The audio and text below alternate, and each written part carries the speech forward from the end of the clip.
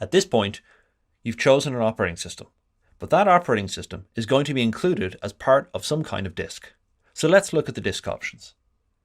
Every single VM comes with a single root persistent disk, because you're choosing a base image to have it loaded on.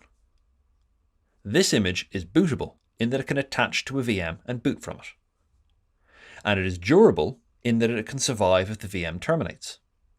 To have a boot disk survive a VM deletion, you need to disable the Delete Boot Disk when instance is deleted option in the instance properties. As we discussed earlier, there are different types of disks, so let's explore these in more detail.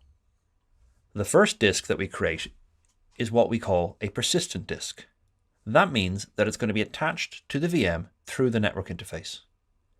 Even though it's persistent, it's not physically attached to the machine. This separation of disk and compute allows the disk to survive if the VM terminates. You can also perform snapshots of these disks, which are incremental backups that we'll discuss later on. The choice between HDD and SSD disks comes down to cost and performance. To learn more about disk performance and how it scales with disk size, see the link section of this video. Another cool feature of persistent disks is that you can dynamically resize them, even when they're running and attached to a VM.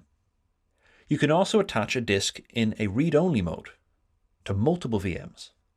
This allows you to share static data between multiple instances, which is cheaper than replicating your data to unique disks for individual instances.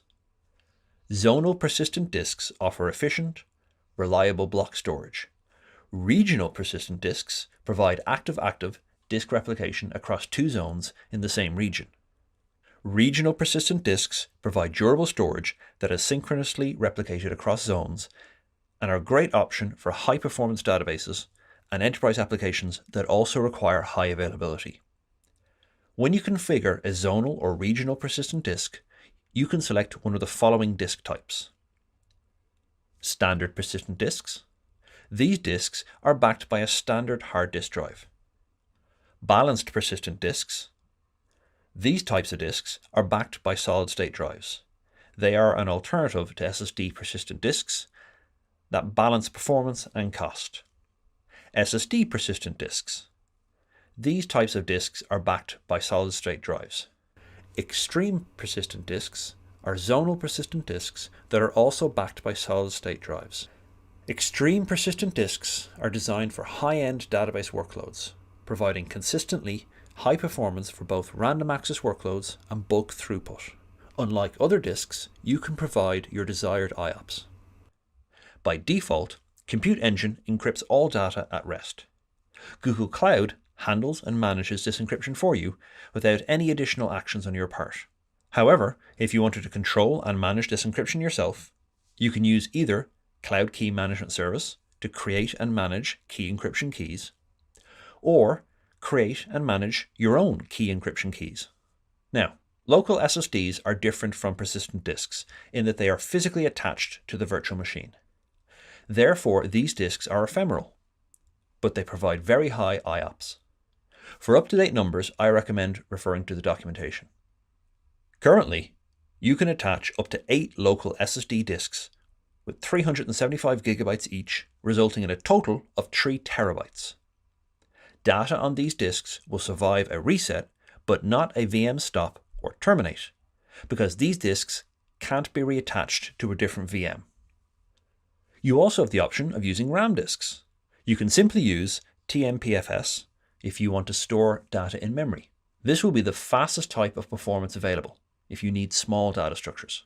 I recommend a high memory virtual machine if you need to take advantage of such features, along with a persistent disk to back up the RAM data. In summary, you have several different disk options. Persistent disks can be rebooted and snapshotted, but local SSDs and RAM disks are ephemeral. I recommend choosing a persistent HDD disk if you don't need the performance, but just the capacity.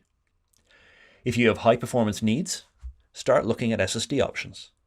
Persistent disks offer data redundancy because the data on each persistent disk is distributed across several physical disks. Local SSDs provide even higher performance, but without data redundancy. Finally, RAM disks are very volatile, but they provide the highest performance. Now, just as there's a limit to how many local SSDs you can attach to a VM, there is also a limit on how many persistent disks you can attach to a VM. As illustrated in this table, this limit depends on the machine type.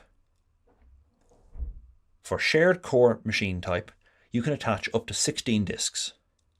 For the standard high memory, high CPU, memory optimized, and compute optimized machine types, you can attach up to 128 disks. So you can create massive amounts of capacity for a single host. Now remember that little nuance when I told you about how throughput is limited by the number of cores that you have. That throughput also shares the same bandwidth as disk I/O. So if you're planning on having a large amount of disk I/O throughput, it will also compete with any network egress or ingress throughput. So remember that, especially if you'll be increasing the number of drives attached to a virtual machine.